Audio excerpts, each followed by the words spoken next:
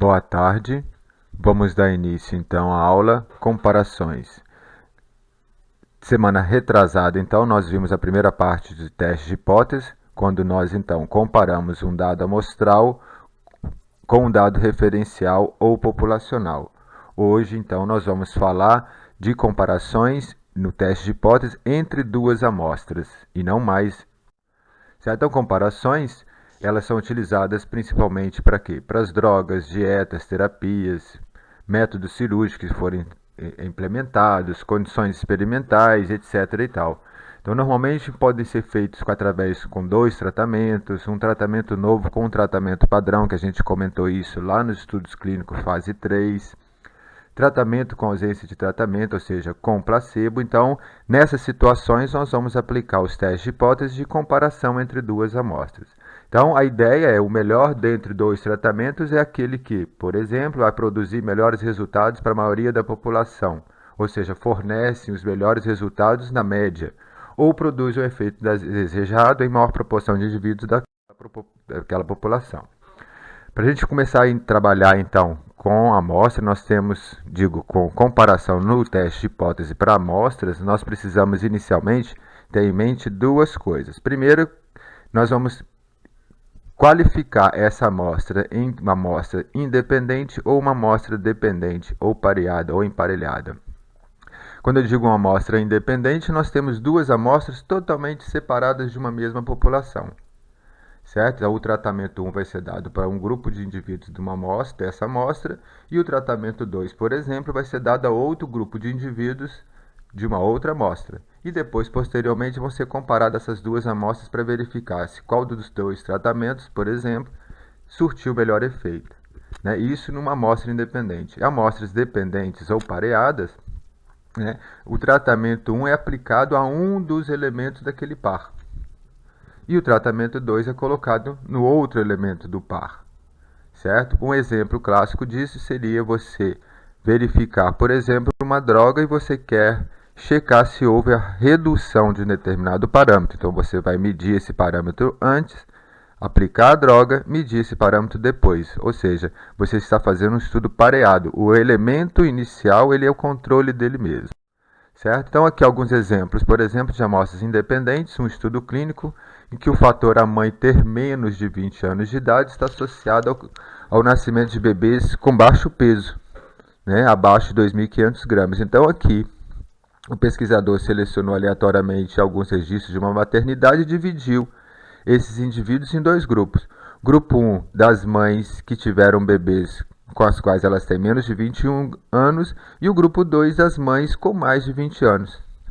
Certo? Então, aí nós temos duas amostras totalmente independentes uma da outra. E aí, para cada bebê foi observado o peso ao nascer e depois calculou-se a média entre os dois grupos para verificar se realmente tem relação mães abaixo de 20 anos ter crianças com baixo peso.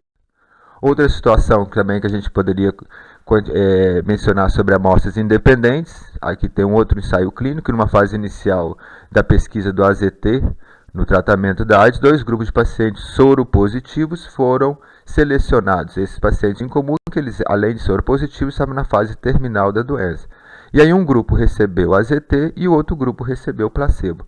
Então é uma outra situação onde nós trabalhamos com amostras independentes. Já a amostra pareada ou emparelhada, né? Então aqui, por exemplo, o indivíduo estava querendo avaliar dois colírios para verificar qual deles teria a dilatação da pupila mais rapidamente. Então, aplicou-se o colírio A no olho direito e o colírio B no olho esquerdo. Então, você tem aí os pares, né? Olho direito e olho esquerdo, sendo testado e você vai verificar qual deles teve a melhor resposta, né? Uma outra situação de dados pareados, emparelhados ou pareados, né, que eu havia mencionado inicialmente, é uma droga, por exemplo, que reduz a pressão sanguínea. Então, você vai medir a pressão antes, administra a droga e depois mede novamente. Então, você está trabalhando aqui com uma amostra pareada. Né? O próprio indivíduo é controle dele mesmo. Tá, ok? Então, nessa situação, nós estamos trabalhando com dados pareados. Então, é importante, nesse momento, para estudos das comparações do teste de hipótese, identificar primeiro se essas amostras são pareadas ou se essas amostras são independentes. Daqui um exemplo de um estudo que foi feito, no qual verificaram, né, o consumo de chocolate e verificar se o consumo de chocolate levaria em algum momento alterações à pressão arterial e em alguns nutrientes, alguns marcadores sanguíneos. Então aqui inicialmente foram selecionados 44 adultos com hipertensão arterial leve, então, o que eles tinham em comum, hipertensos leves, e foram subdivididos, 22 para cada grupo, onde um grupo recebeu chocolate amargo, o outro grupo recebeu chocolate branco. Então aqui nessa situação inicial, nós tratamos essas duas amostras de independente. Dentro de cada amostra, o pesquisador também queria avaliar se teve alguma modificação em alguns parâmetros medidos. Então aqui foi verificado o quê? O parâmetro antes e após 18 semanas do consumo do determinado chocolate. Nesse grupo aqui, por exemplo, chocolate amargo, foi feito então as medidas antes, o grupo então consumiu o chocolate por 18 semanas e depois repetiu-se essas medidas. E o mesmo foi feito na situação do chocolate branco. Então, nessa condição de verificar antes e depois, nós consideramos essas duas amostras, como amostras pareadas. Outro detalhe que a gente também precisa de avaliar, além das amostras independentes e pareadas, se a gente está lidando com dados dicotômicos ou qualitativos ou contínuos, quantitativos. Aquilo volta aquilo que nós já comentamos inicialmente. Isso também deve ser observado, além da amostra ser independente ou pareada, a variável que está sendo medida dentro dessas amostras, se ela tem aspecto qualitativo ou contínuo, ou quantitativo, desculpa. Então vamos começar agora pelas comparações de médias. Então, lidando nessa situação, nós temos duas amostras e um dos parâmetros, uma das variáveis a ser medido, tem relacionado com dados quantitativos, ou seja, vai gerar uma média. Então, nessa situação, nós temos o quê? Um grupo N1, que é o tamanho de uma amostra do grupo 1, que vai ser confrontado com N2, tamanho da amostra do grupo 2. Os testes de hipótese aqui, a hipótese nula é que a média entre os dois grupos ela é semelhante. E a hipótese alternativa é que a diferença entre os dois, entre a média 1 e a média 2, que seria a mesma coisa dizer na hipótese nula, é que essa diferença é igual a zero. E a hipótese alternativa vai ser que essa média do grupo 1 vai ser diferente da média do grupo 2. Nesse momento também não estou dizendo se eu estou olhando para a direita ou para a esquerda. Como é diferente, nós vamos ter que olhar para os dois lados. Tá? E um dado importante aqui, aí como a gente está lidando com média, que o desvio padrão, tanto do grupamento 1 quanto do grupamento 2, eles vão estar muito próximos para que essa verdade possa acontecer. Tá ok?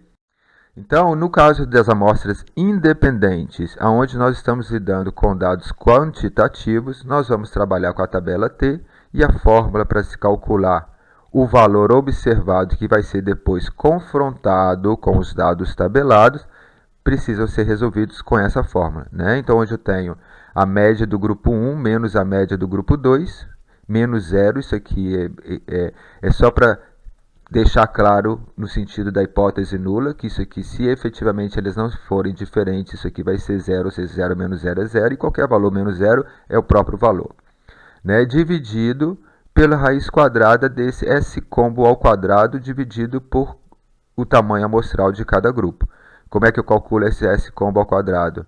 Então, aqui está a formulazinha. Então, tem que ser primeiro desenvolvido isso para que possa ser substituído nesse dado aqui.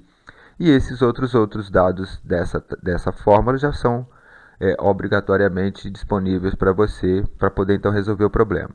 Lembra em consideração aqui, preste bastante atenção, que como nós estamos lidando com dados quantitativos e nós utilizamos a tabela T, na qual nós necessitamos de identificar o tamanho do grau de liberdade, lá atrás, a semana retrasada, o grau de liberdade era N-1, porque a gente estava lidando com apenas um grupo amostral. Como nós estamos lidando com dois grupos amostrais aqui, eu vou ter que somar os dois grupos e subtrair de 2. É como se fosse N1 menos 1 mais N2 menos 1, pegando a deixa lá da aula de semana retrasada. Então, os graus de liberdade aqui para observação na tabela T desse caso vai ser o tamanho amostral do grupo 1 com o tamanho amostral do grupo 2 menos 2 unidades. Tá? Então, um exemplo aqui daquele artigo que eu apresentei para vocês do chocolate amargo e do chocolate branco. né? Então, considerando inicialmente as amostras independentes, quando eu subdividi o grupo em metade iria receber chocolate amargo e outra metade receber chocolate branco, eles queriam avaliar se tinha alguma alteração nesses grupos com relação aos níveis de colesterol. Então, o colesterol total está dado aqui, 189 para o chocolate amargo, 190 para o chocolate branco, LDL, sucessivamente. Então, para cada um, para se testar se efetivamente tem ou não diferença entre as duas médias, né, nós vamos testar aqui. Hipótese nula é que não há diferença entre o grupo 1 com o grupo 2, e a hipótese alternativa é que há diferença entre as médias do grupamento chocolate amargo com o grupamento chocolate branco. Então vamos pegar no exemplo aqui o colesterol total, foram substituídos os dados, né, esse combo calculado, chegou ao valor 210, foi substituído na fórmula, e o T observado nessa situação para colesterol total foi menos 0,23. Como nós estamos lidando com 44, que é 22 mais 22 menos 2, 42, né? Então, na tabela T, 42 graus de liberdade com 95% de significância, ou seja, um alfa de 5%, dividido por 2, uma vez que nós estamos lidando com diferente. Na tabela, aproximando para 40, vai dar um valor de 2,02. Como os senhores já conhecem a interpretação, o menos 0,23 ele está bem aqui próximo do zero, ou seja, ele não se encontra na zona de rejeição. Logo, não se rejeita a hipótese nula de que há igualdade entre as médias do grupo chocolate amargo, chocolate branco, com relação ao colesterol total. Certo? Então, aqui só para a gente relembrar, se a gente for olhar para a esquerda, se for olhar para a direita e olhando para os dois lados, como é que eu vou ter que observar o T calculado com os dados amostrais e confrontá-lo com o tabelado, ver se ele cai ou não dentro da zona de rejeição. Sempre tomando o devido cuidado com relação ao tamanho do grau de liberdade. Tá, ok? Agora, no caso de dados pareados ou emparelhados, certo? Então, nós também mantemos aqui tratamento 1 aplicado a um dos elementos do par e o tratamento aplicado ao outro elemento do par. A hipótese nula, nesse caso aqui, como é um comparado com ele mesmo, antes e depois, ele vai dizer que a hipótese nula é que a diferença entre as médias é igual a zero. O que nada mais é dizer que a média de um é exatamente igual à média do outro. E a hipótese alternativa vai depender se ela pode ser menor do que zero, maior do que zero ou diferente de zero. É aqui o pesquisador que vai direcionar, ou o texto da questão vai direcionar, se ele está olhando para a direita, para a esquerda ou para os dois lados.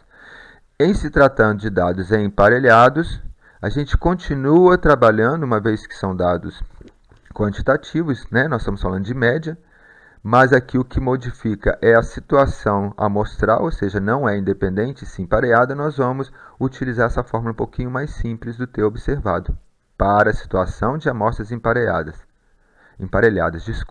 né? No qual nós temos o tamanho amostral, né? O número de pares que foram utilizados.